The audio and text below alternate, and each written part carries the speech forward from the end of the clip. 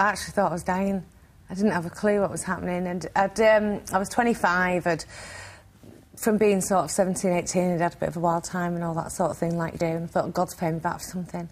And it was just at the start of a career in acting, and I just woke up and was completely paralysed. But I had no idea at that point. I just thought I was sort of numb from the dentist or something. I was thinking, I don't know what this is, it's like toothache.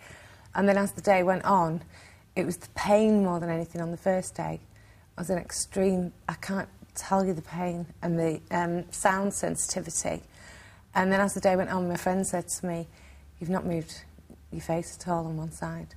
And when you were actually diagnosed with this illness, how is it explained to you? Why does it happen to people? Well, I have to say, they're very good at the NHS. They can be very good and they can be not so good. In my case, they were very attentive, but they didn't seem to have that much knowledge of it either. And what upset me the most is at 25, you know what, it doesn't matter how old you are, it doesn't matter what career you're going into, to be told 50% get over it and 50%, well, they just don't. And that was it, sent away with a few painkillers. No physio, no, absolutely. That was it, get on with it, it'd be fine. But your story's really quite inspiring because you've been determined ever since then that this isn't going to hold you back. I mean, just run us through what you've done since then to pick yourself up. I was absolutely determined from day one. All the auditions started coming in for drama school and I was turning up. I don't mind. My face was completely like that. I had no muscles on this side of my face. I was going to auditions and you know how difficult that sort of thing is. And I was saying, I'm going to get better. And it was the Art and School of Theatre, really, that was the one I really wanted to go to. I didn't get in there, so I've just rang him on the same day. And funnily enough, the principal then, which I have to mention was Wiley Longmore, answered the phone and said he's been expecting my call. And I said, good, because you need to see me again. And I think it was from getting in there, I thought, that's it, nothing's going to stop me, you know. And now you're coming up to your celebrations for your 40th. 40th. Yeah, if we're allowed to mention. Oh, you know, he's not a gent, is he? No problem. But, I mean, you've got a lot of things planned.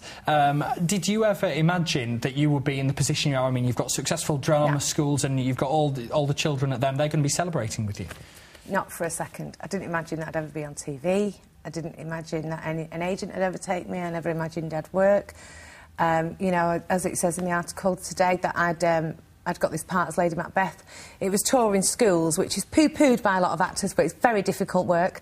And it was that, really, that inspired me, working with hundreds of children across the North West. And the article you chat about actually is in the Manchester Evening News today. Very interesting read. What would you say to anybody who has been diagnosed with this? What would your words be to help them through it? Don't go on the internet and read other people's terrible stories. Please don't go on the internet and read those, because they're quite negative. Just keep going with it. Do lots of facial massages, really important. Get to the doctors immediately and demand physiotherapy. And just pick yourself up, really. And I would suggest, although many places don't, is work with the public as much as you can, because that really will give you the confidence. Because you have to get over the obstacle of people looking initially.